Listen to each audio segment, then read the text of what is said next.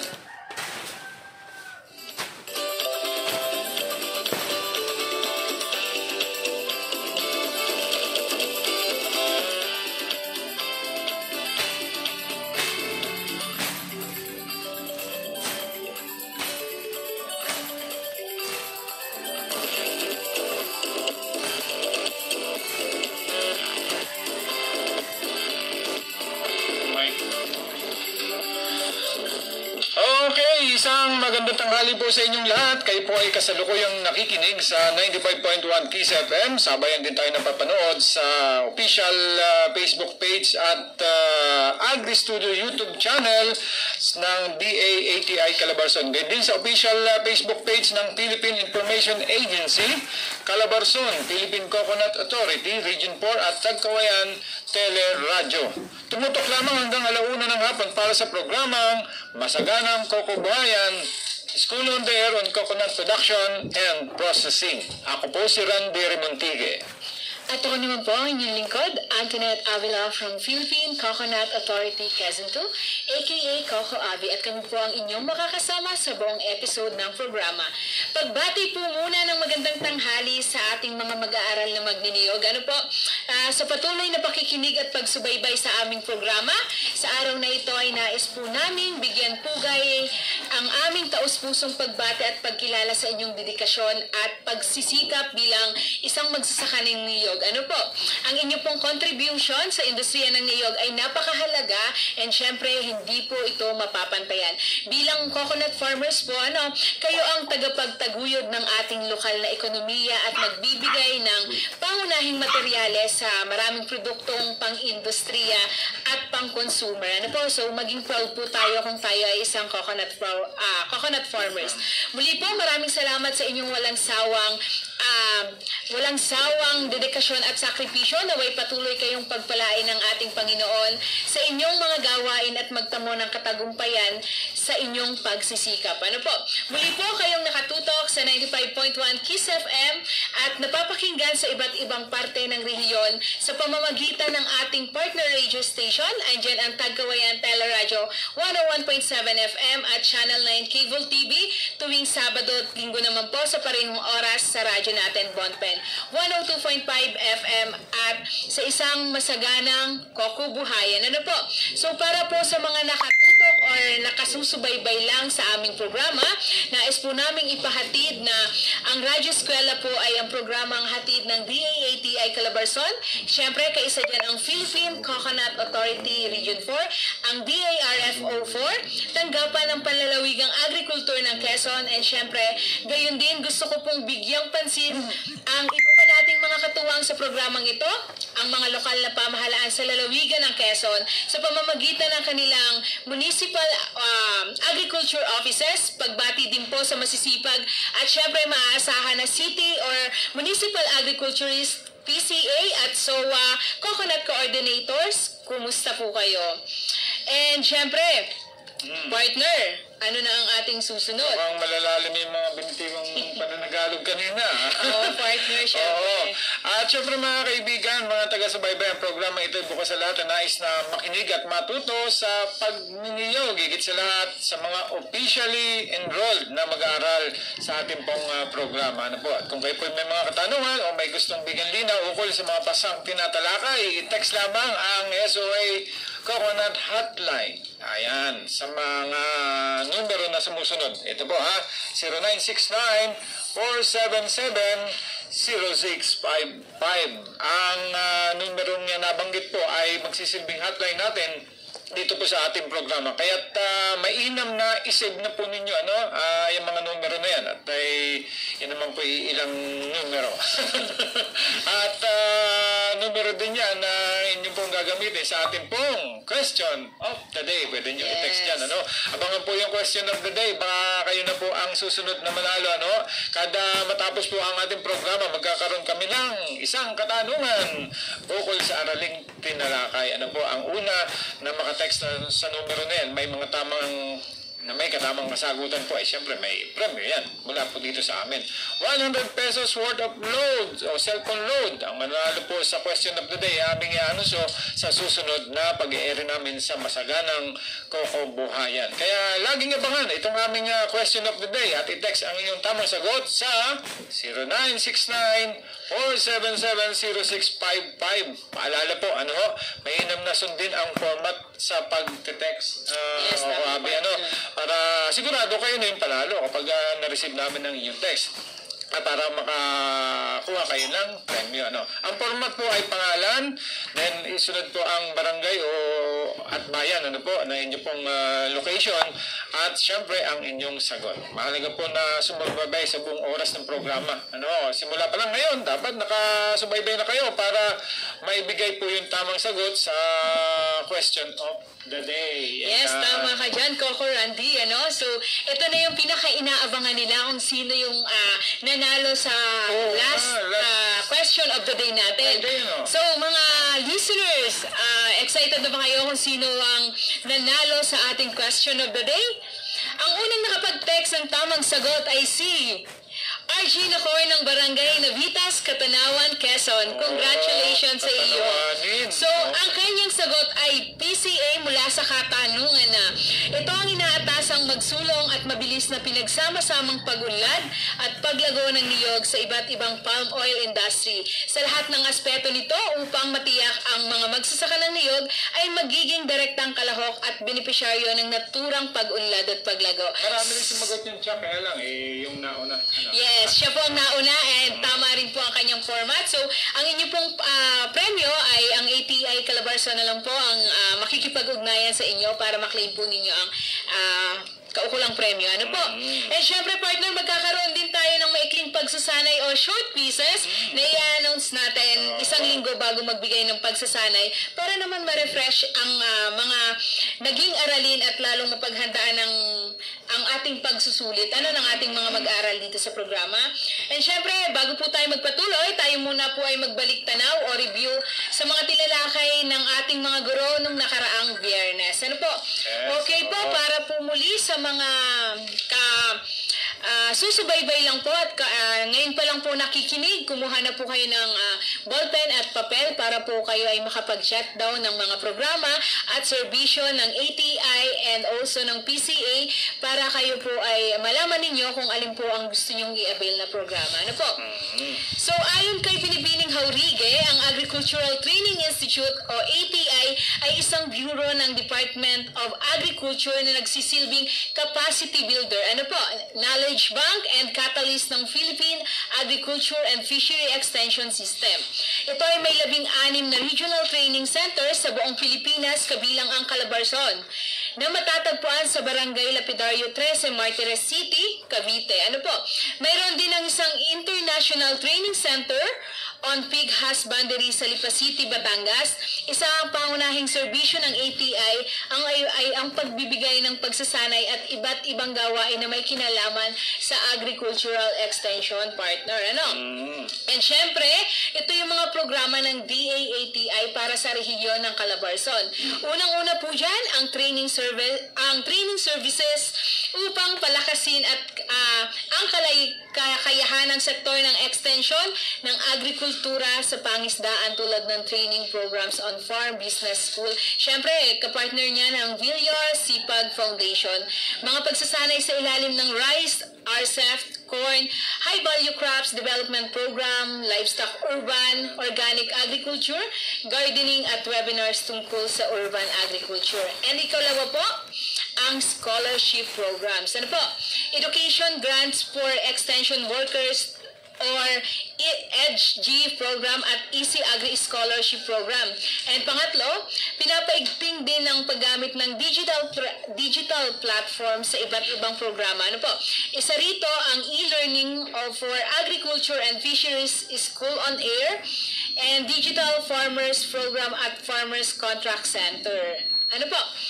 Ang iba pang suportang pang-extension ng DAATI ay ang Technogabay Program, pag-sertipika ng mga learning site for agriculture at schools for practical agriculture, and also ang private agriculture and fisheries extension services providers. Ano po? Sa mga interesadong mag-avail ng mga nabanggit na programa, maaari po kayong makipag-ugnayan sa DAATI Calabarzon. Matatagpuan po sila ay sa Lapidario 13 Martires. Ano po? Okay, at sa nakalipas ding episode mga kaibigan ay natalakay din ang mga programa at serbisyo ng PCA Region 4. Si Miss Lani M. Lapitan po ng Division Chief ng Quezon 2 PCA Region 4 ang ating kasama. At dito nga po ang Philippine Coconut Authority o PCA ay siyang naatasan ng estado upang isulong ang mabilisang pag-unlad o paglago ng industriya ng niyog at palm oil sa lahat ng aspeto at upang tiyakin na ang mga magsasaka ng niyog ay magiging direktang kalahok at benepisyaryo ng paglago ng industriyang ito. Ang mga sumusunod ay programang isinagawa ng PCA, ang Productivity Management Program. Mga halimbawa ay ang Accelerated Coconut Planting, Replanting Project, o yung sustainable planting, replanting of local cultivars, distribution of hybrids mula sa on-farm hybridization at coconut fertilization project tulad ng pamahagi po ng composting facility or biodegradable wastes. At ito rin po, Enterprise Development Program, intercropping, suporta sa Food Security Program, Food for Every Table, Livestock Integration, Coconut Processing Facilities, Buko Pie Processing sa Ilayang Talin, Lucena City, at Lambanog Distillery sa Ilayang ng Tayaba City. Yan ang aking favorite. At Agro Hub Enterprise Development, Coco Sugar Hub sa Alabat at Coco-Based Hub sa Candelaria, Agricultural Research Program at Product Development Program. Yun po yung mga natalakay, ano po, na last episode natin ni Miss Lani M. Lapitan. Eh, syempre, partner, dumako na tayo sa ating Aralin 5, ang paksa natin ngayong ikatlong pag-ere. Yes, Andyan ang CFIDP or RA 11524 and syempre ang History of Coca Levy Fund ni Ginoong Silito R. Alcantara, ang Division Chief ng Quezon 1, PCA Region 4. Mahaba-habang usapin ito, talakayan ito, pero bago tayo dumako dyan sa mga aralin na yan, narito muna si Coco Rowie para sa ating pong Agri Balita.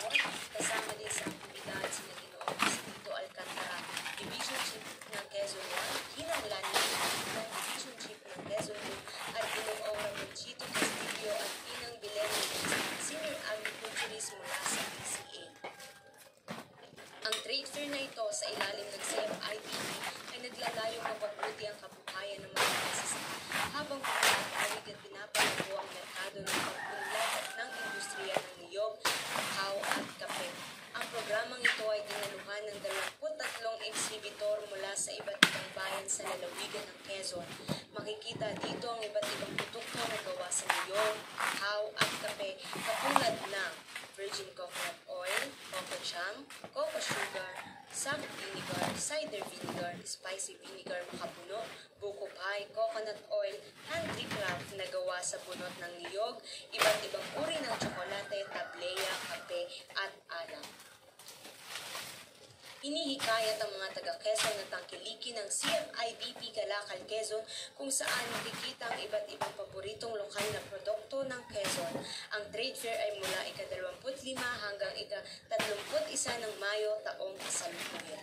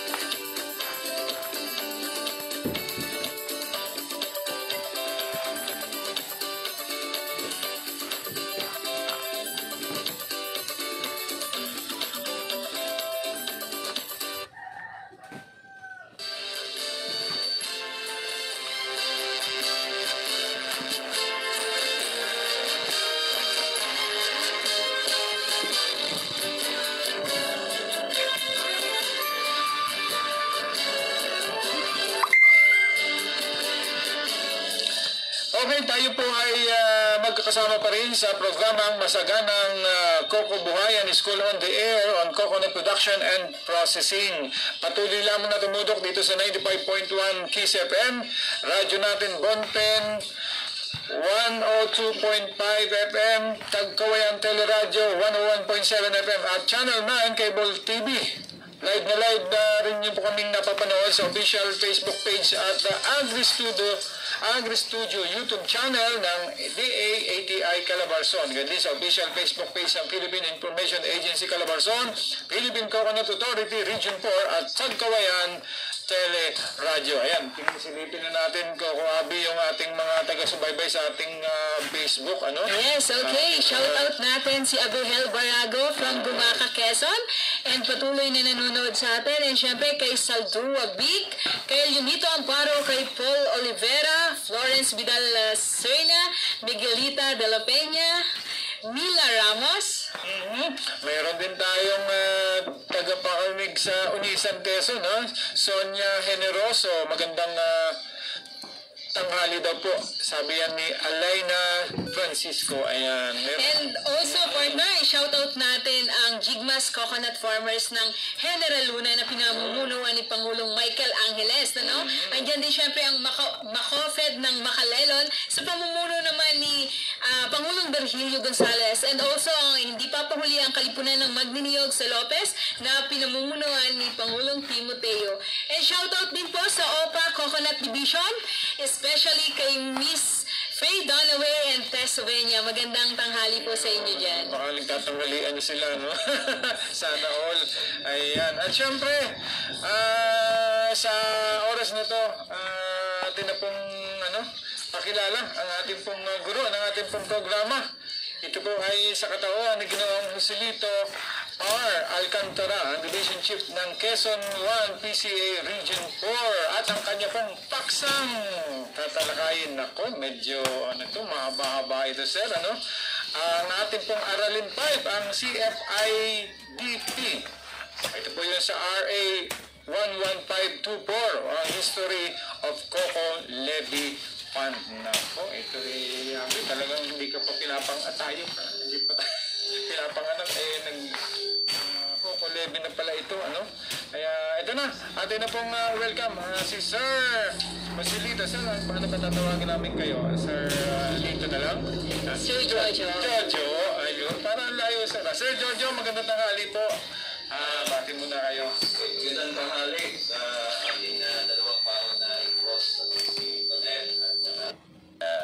Randy.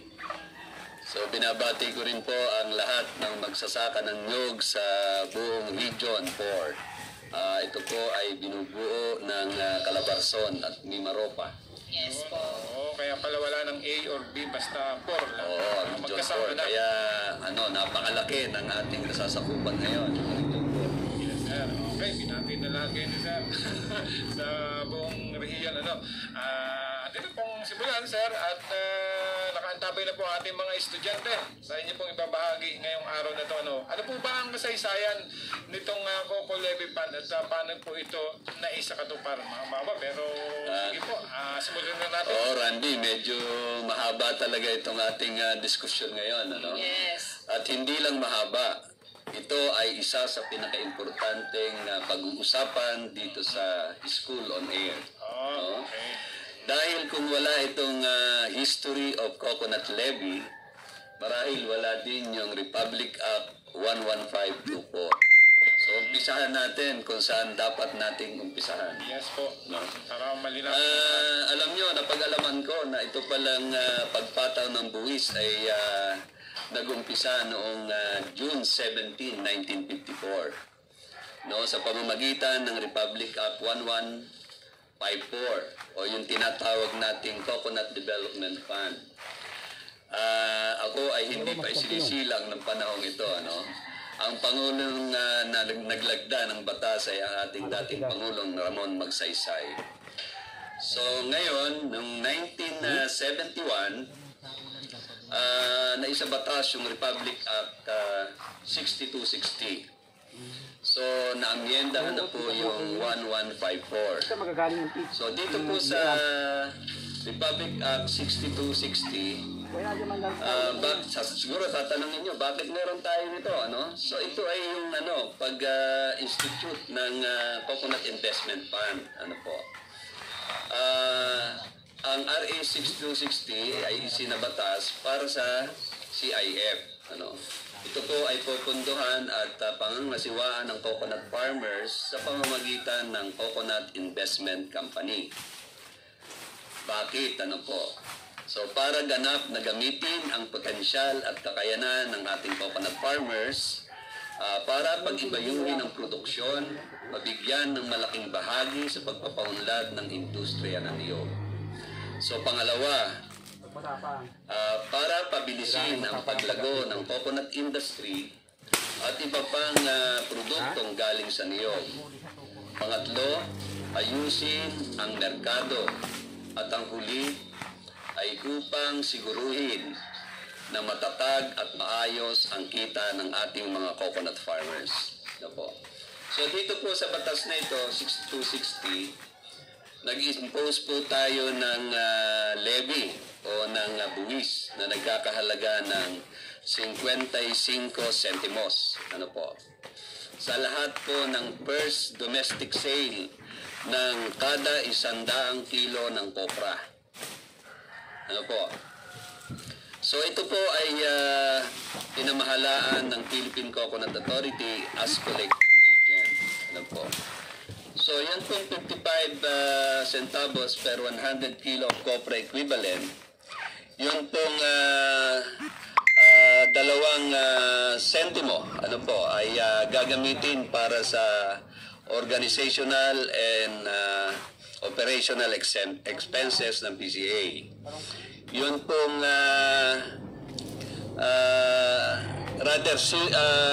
3 sentimo pala yun sa organizational and operational expenses. At yung 2 sentimo ay para sa National Association, kung saan ang tinutukoy natin dito ay yung COCOPED. Dati kasi ang COCOPED, ang pinakamalaking miyembro ay mga magsasaka sa niyog. So ang sunod pong decree na ibinigay ay noong 1973. Ito po yung PD number 276. Ito po yung Coconut Consumers Stabilization Fund. So bakit po tayo meron ito? Kasi po noong mga panahong yon, meron tayong patuloy na di pangkaraniwang sitwasyon ng langis sa pandaigdigang kalakalan. Ito po ay nagresulta at naapektuhan ang supply at presyo ng cocoa-based consumers good. at ang paghihirap sa mga mamimili, lalo na po yung ating mga coconut farmers. So dito po sa PD 276, inatasan po ang Philippine Coconut Authority na para gumawa o magpatupad ng sistema para ma-stabilize ang cocoa-based consumers good. Ano po? So ano pa po ang sinasabi dito? Nagpataw muli po ng 15 pesos, ano po, kada 100 kilo ng kopra resikada. So saan pa po gagamitin? Ito ay i-utilize para magbigay subsidiya sa sale ng coconut-based products. Ano po? Ayon sa Price Control Council noong mga panahong yon. Ano po? So ano pa po ang paggagamitan nitong Coconut Consumer Stabilization Fund? So ang sinasabi po dito, mag-uukol ng pondo para sa pamumuhunan sa processing plant, pananaliksik at extension services na ibibigay sa industriya ng niyog. So ang sunod po ay noong 1974. Meron pong Presidential Decree 582. Ito po yung Coconut Industry Development Fund. So ano po ba ito? Noon po kasi kailangan natin makipag-compete sa international market pagka ang pag-uusapan po ay langis. So, dapat malaman natin na hindi lamang coconut oil ang nasa world market. Ano po? Marami pong klase ng langis ang nandoon. Ano po? So, para po tayo ay makaagapay sa sitwasyong yon, para po tayo ay makasabay sa kompetensya sa world market ng mga langis, at upang maisiguro ang maayos at magandang kita ng coconut farmers, kalakip din ito ang agarang pagpapatupad ng pagtatanim ng mga hybrid coconut trees. So siguro kung matatandaan po ninyo, lalo na po ang mga nasa Philippine Coconut Authority, meron po tayong ginawang malawak na taniman sa Buksog Island. Dito po ay matatagpuan sa lalawigan ng Palawan. So yung ginamit po natin doon ay yung Malayan Red Dwarf at saka yung pong West African Tall. So yung tinatawag nating MAWA. So ito'y ipamamahagi natin sa loob ng 5 taon. Nag-umpisa noong 1974 hanggang 1979. Pero ito ay lumawig pa, no? Actually, ako ay pumasok sa PCA, nakikita ko na itong mga farms na ito ng MAWA nung ako ay unang nadistino sa lalawigan ng Batangas. Ano po? So, bukod po doon, dito sa Presidential Decree 582, nagkaroon po tayo ng permanenteng levy. Ano po? Ito po ay 20 centavos. Ano po? Ito po ay automatikong i-impose sa per sale ng kopra. Opo, ng kopra, ano po? So, ito yung isa sa na permanent levy na kinuha ng ating gobyerno. Ngayon, sumunod naman po ay yung noong 1975, meron tayong Presidential Decree 755. So, sinasabing ito ay isa sa naantala sa pagyabong at pagsigla ng industriya. So, sinasabi dito na kailangan siguro magtatag tayo ng bangko para sa ating mga magsasaka. Kaya dito nabuo yung commercial bank na tinatawag po natin na United Coconut Planters Bank. Ano po? So, kinikilala na ang kakulangan sa pagpapautang sa ating mga magsasaka ang isang sanhi ng problema para patuloy na umunlad ang ating industriya. So, ito po yung United Coconut Planters Bank na hanggang ngayon ay naandyan pa. Natatandaan ko po noon nung representante ang ating yumaong kaoka. Sabi nga niya, dapat inaalis na yung coconut doon sa United Coconut Planters Bank. Dapat yung United Planters Bank na lamang. Ano. Pero nakakatuwa naman bago sumakabilang buhay ang ating kaoka ay napirmahan yung isa sa pinaka importanteng batas. Ito nga yung Republic Act 11524. So, noong pong 1976, nagkaroon po ulit tayo ng Presidential Decree number 9 Industry Code. So ito, pinagsama-sama lang naman yung lahat ng batas, lahat ng issuances. Dito, isinaan din yung mga share of stock and corporation na inorganize para dito sa establishment at operation ng mga industriya na may kinalaman sa niyog. So noong 1981, inilabas din ang Presidential Decree 184. Ito naman po yung para sa creation ng Coconut Industry Development Coconut Industry Stabilization Fund. So dito po, ang collection po dito ay ginamit para suportahan ang socio-economic and development programs para sa ating mga magsasaka. So ang bagay na ito ay isa sa pinaka maayos din na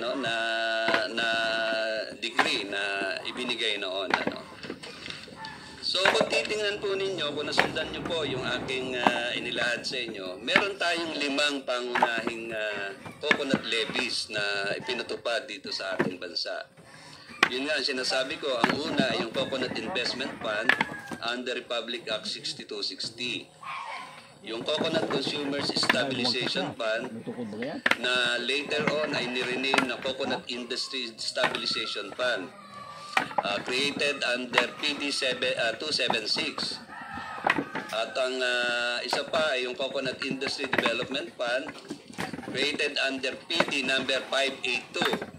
At yung Coconut Industry Investment Fund, created under PD 961 and reiterated under PD 1468, and Coconut Reserve Fund, created under PD 1842. Punong-puno na marahil ang laman ng inyong isipan tungkol dito sa mga batas na ito at mga presidential decrees na ito. Pero halos isa po naman ang isinasaan at dahilan kung bakit ibinigay itong mga batas na ito at yung mga dekretong ito. Ito ay para paunlarin ang hanay ng ating mga magsasaka, paunlarin ang kanilang mga kabuhayan. Nakakagat na naman kayo. Okay, ayun. Napakinggan po ninyo. Yung unang bahagi pa lamang yan, parang introduction pa lang yan, sir, Sir Jojo. mga batas-batas pa lang po yung nabanggit niya. Pero yung mga pangyayari, mga mula po nung magsimula, at yung mga paakibat na binawang batas, may kaugnayan dito. Ayan. At, Coco Abby, marami pa sigurong itatalakayin isa, pero tayo po muna mag-break, sandali-sandali lang. Yes, Coco Randy. Muli tayo magbabalik, Magbabalik po ang programang Masaganang Kukubuhayan. Iinom lang ng tubig si Sir. Ay, Masaganang Kukubuhayan, School on the Air on Coconut Production and Processing. Sa ilang sandali lamang, makakasama pa rin natin si Sir Jojo, ng Division Chief ng Quezon 1 PCA Region 4. Sandali lang,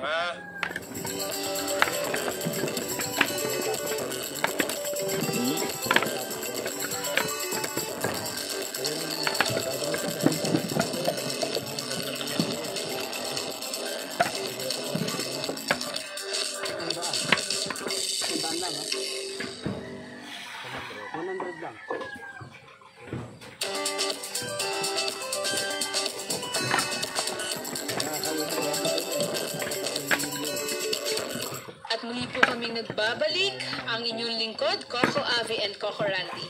Patuloy pa rin tayong nakikinig sa 95.1 Kiss FM, radyo natin Bonpen 102.5 FM, Tagkawayan Teleradio 101.7 FM at Channel 9 Cable TV. Sabayan din tayong napapanood sa official Facebook page Agri Studio YouTube channel ng DAATA Calabarzon, gayon din sa official Facebook page ng Philippine Information Agency Calabarzon. Andiyan din ang Philippine Coconut Authority Region 4 para sa programang Masaganang Kokobuhayan, School on the Air on Coconut Production and Processing. Kasama pa rin po natin ngayon si Sir Joselito Alcantara, ang Division Chief ng Quezon 1 PCA Region 4, para ipagpatuloy po ang ating talakayan. Ano po? So, unahan ko na po kayo, Sir Jojo. Ano nga po pala ang programa at serbisyong nakapaloob sa CFIDP? Tonet, bago ko sabihin yun, Yes, lang akong isa pang gustong paliwanag, Yes po. So, yung levy ay kinolekta ng 1971 hanggang 1982, during the administration of President Marcos, So, actually, ang layunin talaga kung bakit tayo ay nagkolekta ng buwis ay para bumuo ng pondo, para sa i-finance ang coconut research, extension, credit services, and other programs and project para sa mga magsasaka natin. So ngayon, sinasabi ko na after 11 years of levy collection, pinagdaanan din ng ating mga magsasaka ay 40 taon para ipaglaban na magamit ang buwis na ito, itong pondong ito. Sabi nga dun sa latest report ng COA, yung amount ng coconut levy funds is about 110 billion pesos. So napakalaking pera, Sabi nga nila, pagka ang Maynila ay tinakpan mo ng perang ito ay hindi mo na makikita. Hindi mo na makikita ang bahagi ng Maynila. So, ito ngayon yung landmark na batas. Ito'y pinirmahan ng ating presidente Duterte noong February 26, 2021. So ito ay tinatawag na Coconut Farmers and Industry Trust Fund. So ano ba ito? So sinasabi doon na ito yung i-consolidate yung benefits due to coconut farmers and to expedite o para mapadali ang delivery at ating makamtan ang dagdag kita. Maiahon natin sa kahirapan ang magsasaka at ma-achieve yung social equity.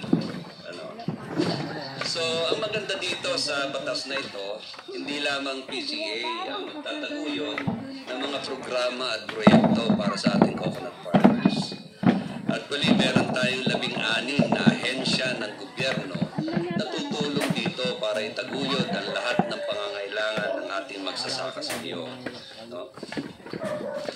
So, dito, meron tayong 8 thematic programs. So yung una, yung proyektong panlipunan. So ano ba nakapaloob dito sa proyektong panlipunan? Kasama dito yung programang pangkalusugan at medikal. Kasama yung crop insurance, kasama yung scholarship, pagsasanay sa mga magsasaka sa industriya niyog at kanilang kamag-anak. Pangalawa, yung organisasyon at pagsulong ng mga magsasaka sa industriya ng niyog.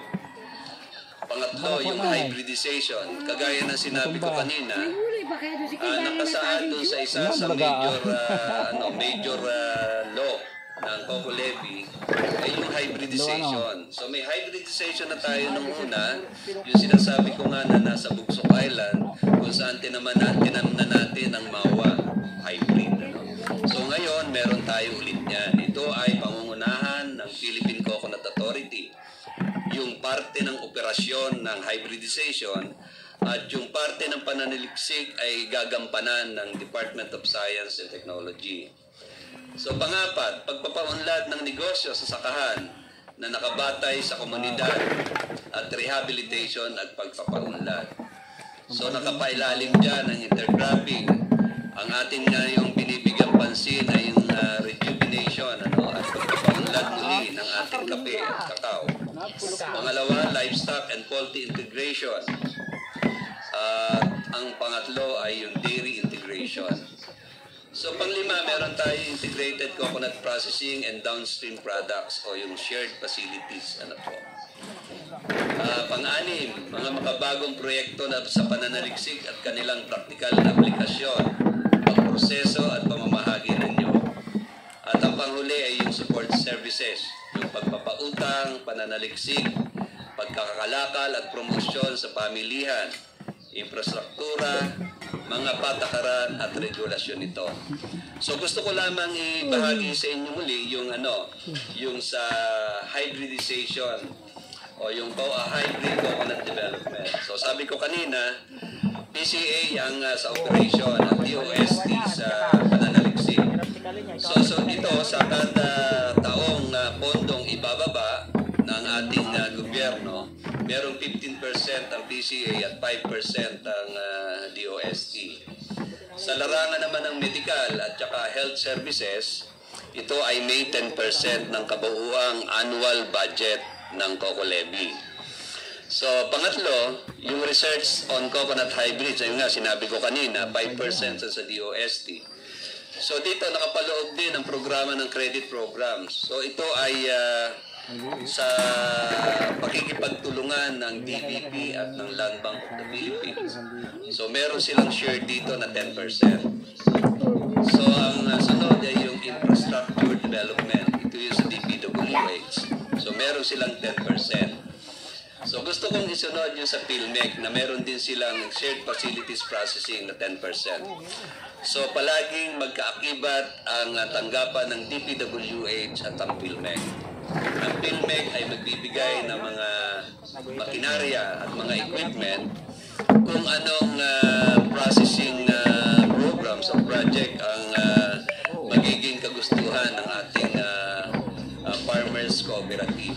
Samantalang ang DPWH ay sila naman ang mag-construct ng mga buildings para sa ating mga processing equipment.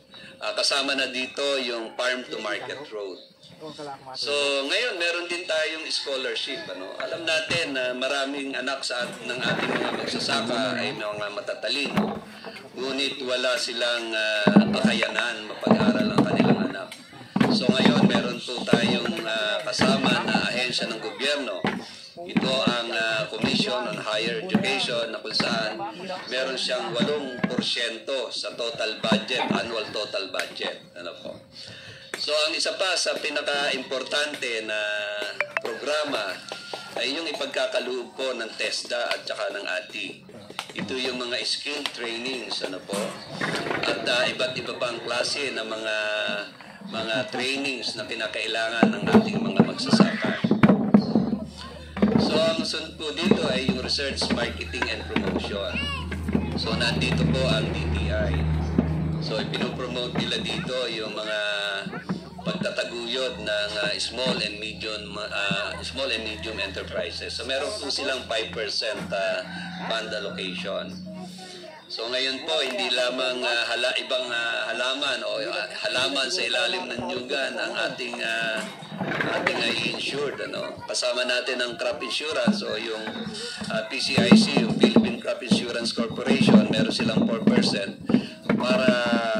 para i-insure na rin yung ating coconut trees. So kasama pa rin dito ay merong life insurance yung ating mga coconut farmers. Naka-integrate po yun doon. So nandito rin po yung coconut-based farming system or diversification. Kasama natin ang ilang ahensya ng Department of Agriculture dito. Meron silang 10% annual allocation. So kasama po natin ang Bureau of Animal Industry, ang National Dairy Authority, High Value Crops Development Program. Ito lahat ay nasa tanggapan ng Department of Agriculture. So ang panghuli po, yung Farmers Cooperative Associations and Development. So ito po yung pamamahalaan ng Cooperative Development Authority.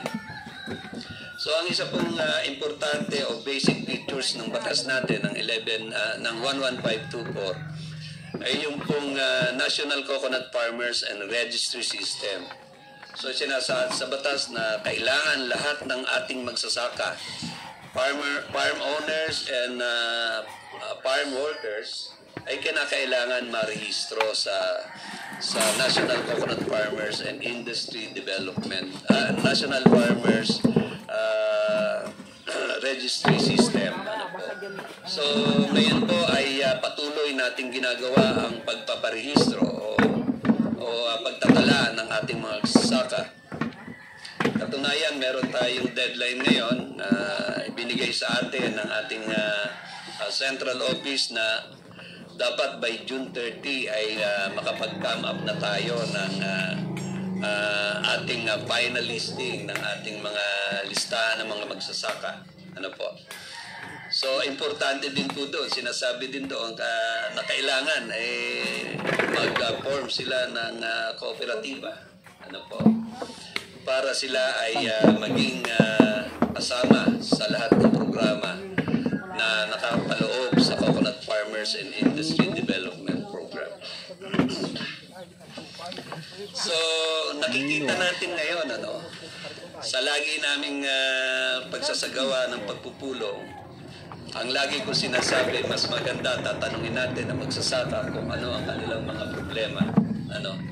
So, ang isang bagay na nakita natin, ang halos lahat na problema na ibinigay ng magsasaka ay matutugunan ng ating Coconut Farmers and Industry Development Program sa ilalim ng Coconut Farmers and Industry Development Trust Fund o yung RA 111524.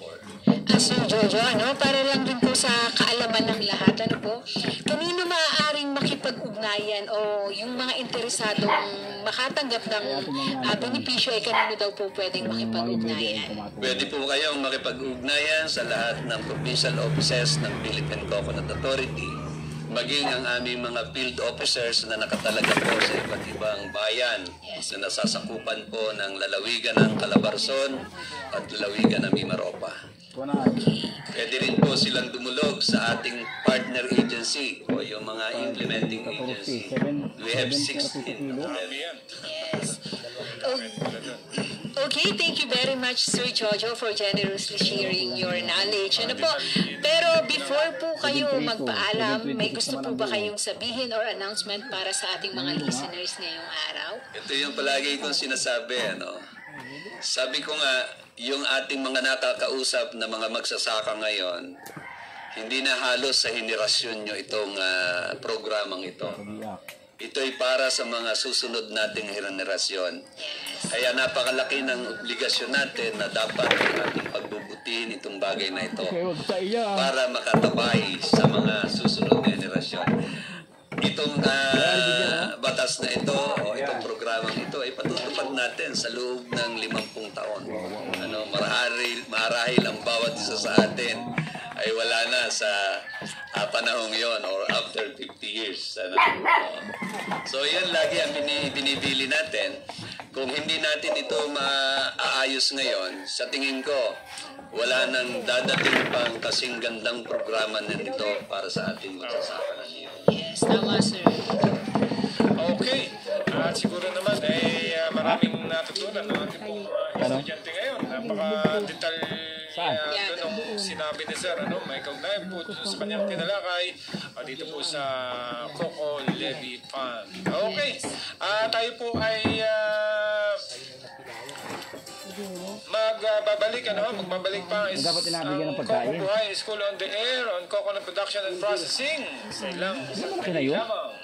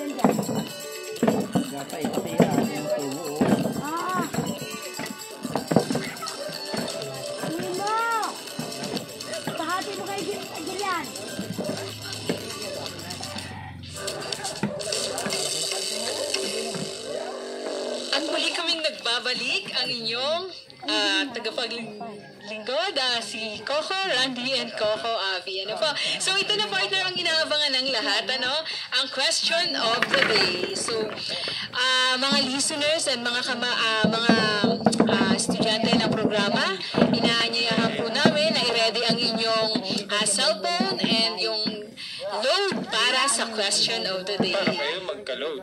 Yes, tama, partner. So, muna mamuhunan. So, ito na ang question of the day natin, Ito ang Republic Act number blank ay kilala rin bilang Coconut Farmers and Industry Trust Fund Act. Ulitin ko po ang katanungan. Ang Republic Act number blank ay kilala rin bilang Coconut Farmers and Industry Trust Fund Act. Ano po? Yung Republic Act na yan na binabanggit kanina. Yes. Namin dito. Yan. Okay, madali na.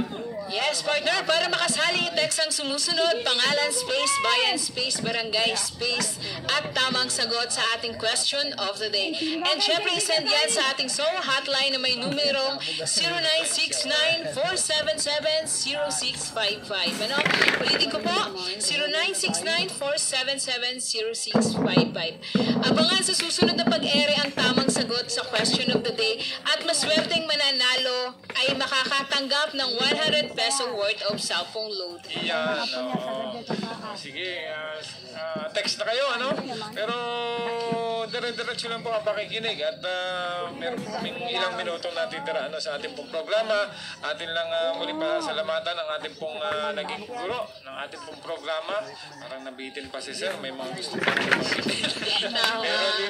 limitado yung oras natin, Oo. Pero ganun po pwede naman Yes, kung po kayo ay may mga katanungan, pwede po kayo mag-comment down below sa ating Facebook page para po ma-address po natin ang inyong mga katanungan. Ano po? Muli maraming salamat sa iyo, Sir Jojo, kay Sir Joselito Alcantara, Division Chief ng Quezon 1 PCA Region 4. Ayan, si Sir pala hindi pa rin pinapanganak kung mag-start itong pare-pareho pala tayo. Oh, yes. Pare-pareho pala tayo. Thank you so much, Sir Jojo. Sa inyong pagpapaunlak ngayong araw. Okay.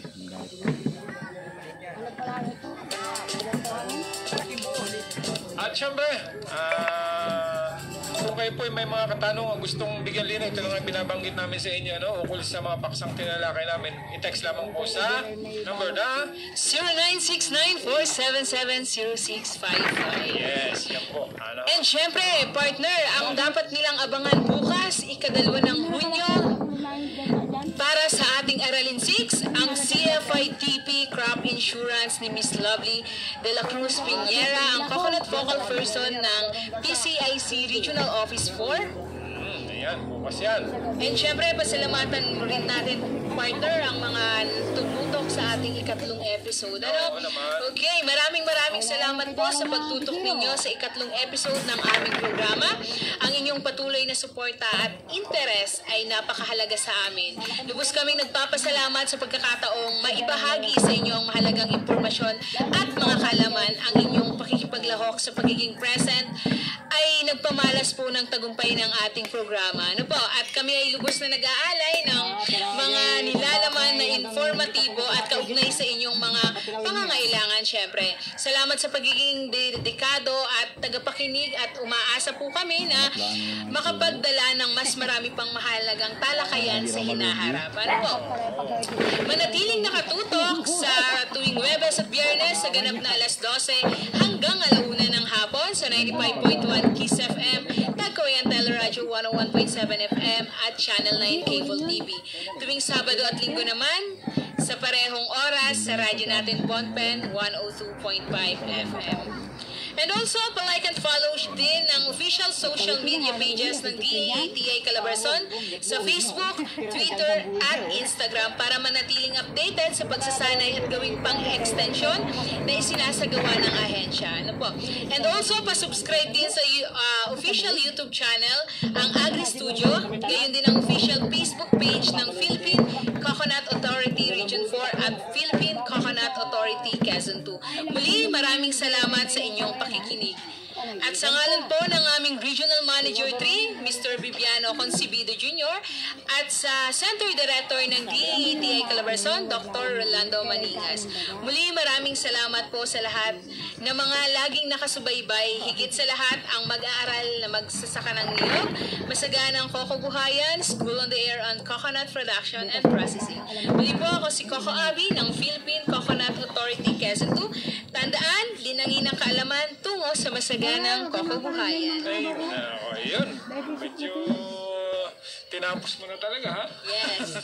Sayang, mayroon pa tayo sanang mga babanggitin dito, mga taga-subaybay natin. Pero Sige, pwede nating... Baka magtampo naman pag hindi ko naman lahat nabanggit. Yes. Ang dami. Maraming salamat po sa inyo doon sa mga tumutok sa atin. Actually, 101 yung nakita natin dito. Ngayon, patapos na patapos na eh. Pero alam ko, maraming pa yan kanina at madadagdagan pa yan. Salamat po. Dapat para tayo po maging update lagi sa mga tinatalakay dito sa ating programa. Ano po? Okay, magpaalam na si Coco Abi. Pasalamatan ko na lang ating po mga nakasama dito, si Maring Ramil Ramos. Ayan. At sa lahat po ng staff natin dito na nasa likod din ng programang ito. Maraming salamat po. Ako naman po si Randy Remontigue hanggang sa susunod na episode ng ating programa. Masaganang kokobuhayan is School on the Air on Coconut Production and Processing. At yan ang Coconut School Air on Production Process live sa inyong eskwela. Ang programang ito ay handog sa inyo ng Department of Agriculture at Agricultural Training Institute.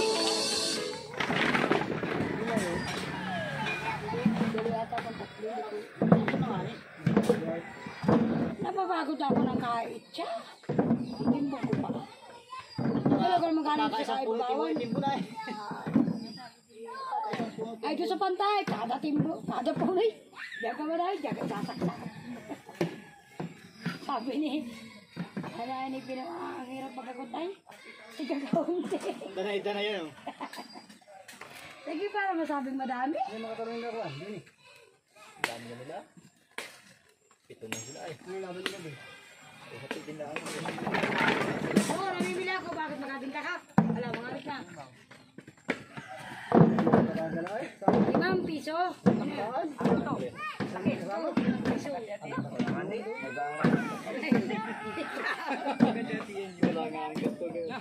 Ato ranta. Yan.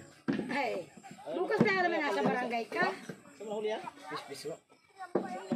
Axel, Binukol ni Tibit to. bukas naman nasa barangay ka lang. Ala? Ayaw mo na sikat ka. Ano pa kami? Kanin? Ay, paghanap mo ng uhod. Pag ko yung mga kuha niya puti.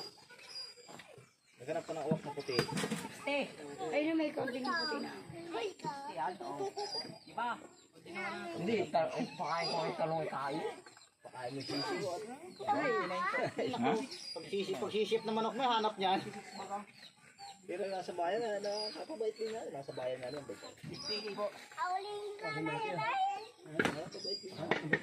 Laki nga yung uwak mo sa, sa...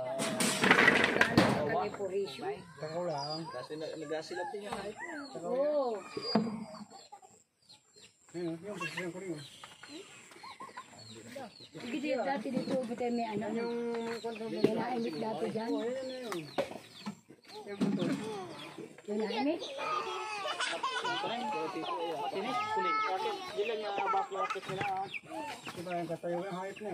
Sabay balpas ang gilya ng ataas. Kung sinabi nyo, tapas na sana yun. Ano na kang tapas ang bukas? Ano pa ito? Labagan pa. Gagawa ko. Ano ba mo? Mga antina niya, nakapain ko. Ay, siya ka tapos bukas? Na-receiver? Ito lang mo sa bukas. Taas ang antikulo. Magkakot sa bukas ah. Basta ituro mo kay taas na lang antikulo. Ikaw, meron pa. Ano na rin makakot na bukas tapos sa rin. Nagpapa ako ng pagtimbo ng papa. Bala ka magabaak. Sabi nito dito na daw. Hindi sila na magabaak. Sila mag-alukad ay. Buwan na yan, kahit ako. Ay, akala ko akin na yung muli ng Sunod na lang. Yung pangalawa.